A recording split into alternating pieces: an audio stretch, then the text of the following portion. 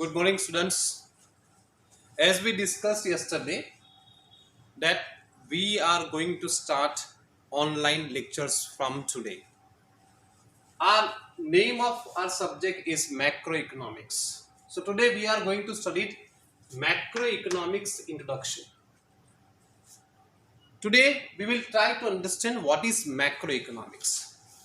Professor Ragnar Fritsch has made distinction between macroeconomics and microeconomics and macroeconomics in 1933.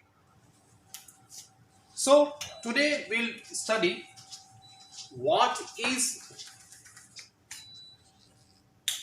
macroeconomics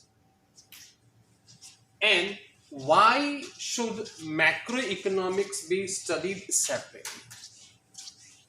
So macroeconomics study करने से पहले we will study what is microeconomics because you have already studied microeconomics in first year BCom. Name of your subject was business economics in first year BCom, FY BCom. You also studied characteristics of business economics in the first chapter. Business economics is micro by character. So, what is micro? Microeconomics derived from Greek word micros. Micros means small. Huh? So, microeconomics is a branch of economics which studies the behavior of individuals, particulars, particular person, particular family, particular firm, or particular industry. But it does not study the behavior of the whole economy. So, as per the definition, business economics is only a part of microeconomics. Because business economics માં તમે શું ભણ્યા છો? How to get short-run equilibrium in perfect competition, in monopoly, in monopolistic competition, cost analysis, etc. etc. So, it is the behavior, it studies the behavior of particular firm and industry.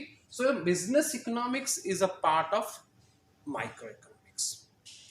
Today we will study what is macroeconomics and why macroeconomics should be studied separately. Macroeconomics derived from Greek word macros. Macros means large, macros means aggregate. So macroeconomics is a branch of economics which studies the behavior of the whole economy, entire economy in its totality. The whole economy, not the units separately, but all the units combined together. So, why? Because there are some concepts which must be studied separately. We are trying to understand the answer of this second question, why macroeconomic should be studied separately. Because according to Professor Keynes, it is wrong to extend micro level concept to macro level. Why? Because what is true in case of micro, what is true in case of an individual may be absolutely wrong for the economy or the society. जो एक व्यक्ति के लिए सही है, अगर सारा समाज वही करे तो वो गलत हो जाएगा. मैं थोड़े दिन पहले एक इंटरव्यू देख रहा था अन्ना हजारे जी का. अन्ना हजारे जी ने कहा है कि मुझे मैं दो जोड़ी कपड़े में चला लेता हूँ. મને નવા કપડા લેવાની જરૂર નથી, બે જોડી કપડામાં ચલાવી લઈશું. Very good habit. From his point of view is absolutely correct. मगर हम लोग सब उनको फॉलो करें और ये डिसाइड करें कि अगले 3 और 4 साल के लिए हम कोई भी नए क्लोथ्स नहीं लेंगे. What will be happen?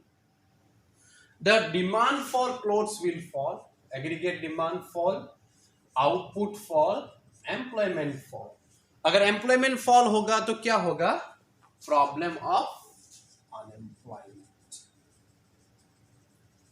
Therefore, Keynes says that savings is private virtue but public vice.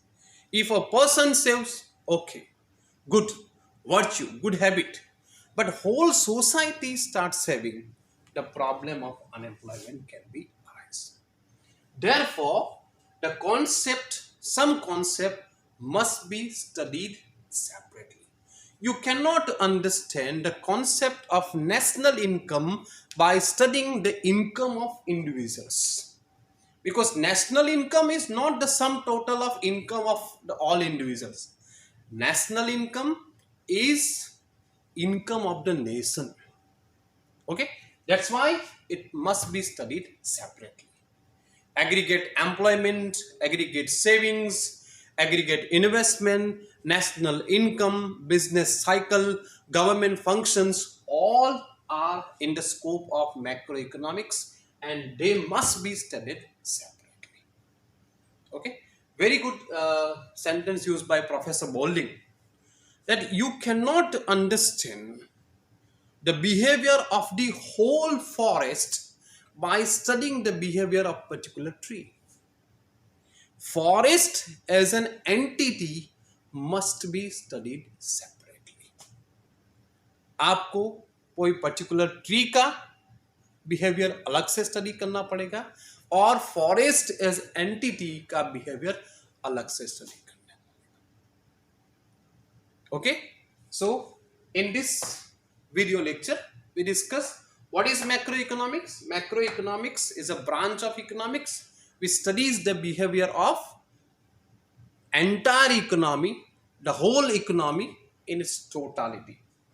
And why it studied separately? Because it is wrong to extend micro level concept to macro level, because what is true in case of a particular person may be absolutely wrong for the society. Okay, thank you.